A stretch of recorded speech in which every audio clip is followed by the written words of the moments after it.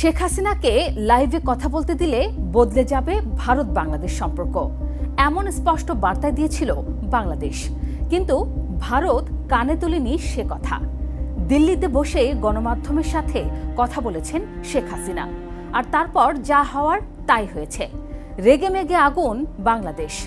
শেষ খবর হলো, মোদির আমন্ত্রণে তারেক রহমানের ভারত যাওয়ার যে সম্ভাবনা তৈরি হয়েছিল সেটা প্রায় হচ্ছে না। অর্থাৎ বার্তা যেন পরিষ্কার, ভারত তুমি তোমার রাস্তা মাপো, আমরা আছি আমাদের মতো। তারেক সরকারের লিটমাস টেস্টে ফেল করল ভারত।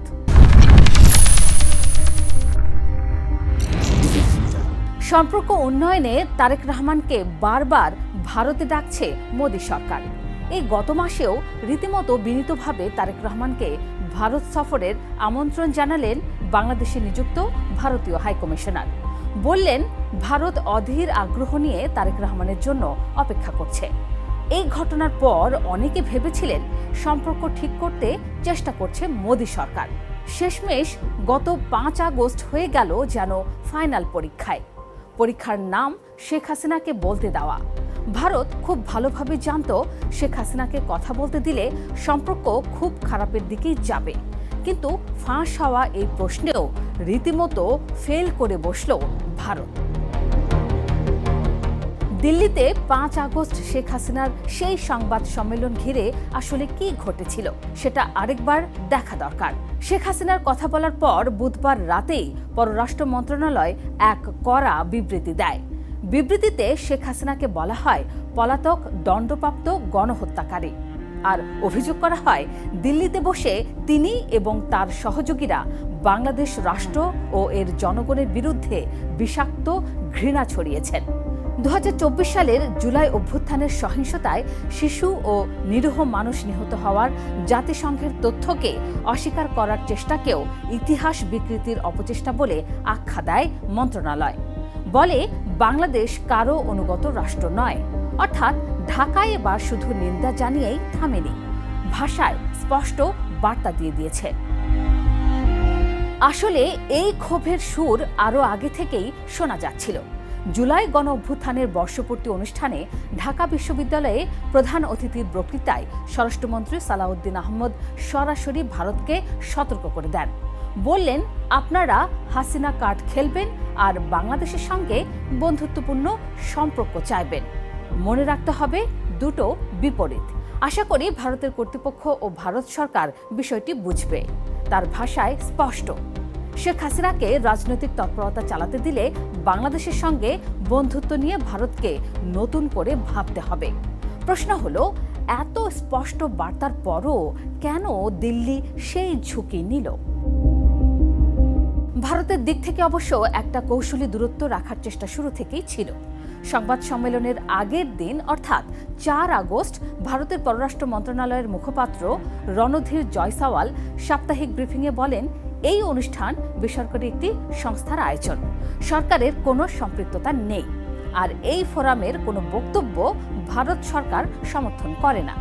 এরপর শুক্রবারের ব্রিফিংয়ে এক প্রশ্নের জবাবে জয়সওয়াল আরও এক ধাপ এগিয়ে বলেন, ওই মঞ্চ থেকে যা কিছু বলা হয়েছে, বিশেষ করে বাংলাদেশের বৈধভাবে গঠিত সরকারের বিরুদ্ধে, তা ভারত সরকার অনুমোদন করে না। অনেকে এই বক্তব্যকে ইতিবাচকভাবেই দেখেছে। তাদের ভাষ্য, ভারত বোধহয় সম্পর্ককে আরও তলানিতে নিতে আগ্রহী নয়। রবিবার দীনেশ ত্রিবেদীও বললেন, দুই দেশের প্রধানমন্ত্রী আলোচনায় বসলে অনেক সমস্যার সমাধান হয়ে যাবে, কিন্তু বাংলাদেশ যা বোঝার তা বুঝে গেছে। আগামী 12 থেকে 13 সেপ্টেম্বর দিল্লিতে বসছে ব্রিক্সের শীর্ষ সম্মেলন। বিমস্টেকের বর্তমান চেয়ারম্যান হিসেবে প্রধানমন্ত্রী তারেক রহমানকে সেই সম্মেলনের আউটরিচ পর্বে অংশ নিতে আমন্ত্রণ জানিয়েছিলেন নরেন্দ্র মোদি নিজে।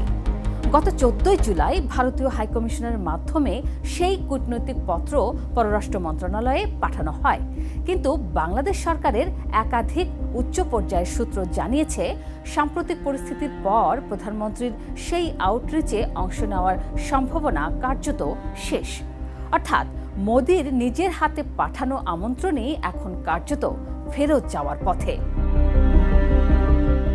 ভারত ভারতের প্রভাবশালী ইংরেজি দৈনিক দ্য হিন্দুর কূটনীতি বিষয়ক সম্পাদক সুহাসিনী হায়দার বলেছেন, শেখ হাসিনা নিজের দেশে ফিরবেন নাকি তৃতীয় কোনো দেশে যাবেন সেটা একান্তই তার নিজের সিদ্ধান্ত। তার মতে এখন যে উত্তেজনা চলছে তার ঊর্ধ্বে উঠে বাংলাদেশের সঙ্গে সুসম্পর্কের বিষয়ে ভারতকে মনোযোগী হতে হবে। অর্থাৎ ভারতের নিজের কূটনৈতিক মহল থেকেও একটা প্রশ্ন উঠছে, শুধু হাসিনাকে আশ্রয় দিয়ে বাংলাদেশ নামের পুরো একটা রাষ্ট্রকে হারানোর ঝুঁকি নেওয়া কতটা বাস্তবসম্মত।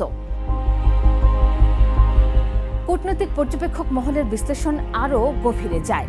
তাদের মতে ফেব্রুয়ারির নির্বাচনের পর বাংলাদেশ ভারত সম্পর্ককে নতুন ভিত্তিতে এগিয়ে নেওয়ার যে সম্ভাবনা তৈরি হয়েছিল তা বাস্তবে প্রত্যাশিত গতি পায়নি। সম্পর্কের নতুন অধ্যায়ের কথা বলা হলেও পারস্পরিক আস্থা তৈরির জন্য প্রয়োজনীয় রাজনৈতিক ও কূটনৈতিক উদ্যোগে ঘাটতি ছিল বলেই মনে করেন তারা। সেই ঘাটতির ওপর এসে যুক্ত হল শেখ হাসিনার দিল্লি অধ্যায়।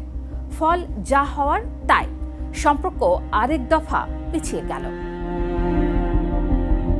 তাহলে প্রশ্নটা এখন পরিষ্কার, ভারত কি সত্যি শুধু শেখ হাসিনাকে নিয়েই সন্তুষ্ট থাকতে চায় নাকি গোটা বাংলাদেশ রাষ্ট্রের সঙ্গে সম্পর্ক এগিয়ে নিতে চায়? মুখে জয়সওয়ালরা বলছেন বৈধ সরকারের বিরুদ্ধে কোনো বক্তব্য সমর্থন করে না দিল্লি, কিন্তু বাস্তবে শেখ হাসিনাকে জমি ছেড়ে দেওয়া থেকে শুরু করে পুরো চিত্রটাই বলছে ভিন্ন কথা। সালাউদ্দিন আহমদের সেই সতর্কবার্তা, শেখ হাসিনা কার্ড আর বন্ধুত্ব একসঙ্গে চলে না, এখন সময়ের প্রেক্ষাপটে আরও জোরালো শোনাচ্ছে। তারেক রহমান শেষ পর্যন্ত দিল্লি যাবেন কি যাবেন না সেই সিদ্ধান্তের মধ্যেই লুকিয়ে আছে সম্পর্কের আসল দিক নির্দেশনা। সম্পর্কটা আদতে কোথায় গিয়ে ঠেকে সেটার উত্তর সময় দেবে।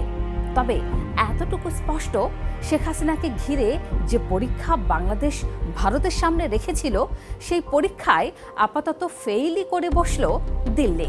আর এর মধ্যেই খবর এলো মৌলভীবাজারের কুলাউড়া সীমান্তে ভারতের সীমান্তরক্ষী বাহিনী বিএসএফ এর গুলিতে মোহাম্মদ তারা মিয়া নামের এক বাংলাদেশি যুবক নিহত হয়েছেন।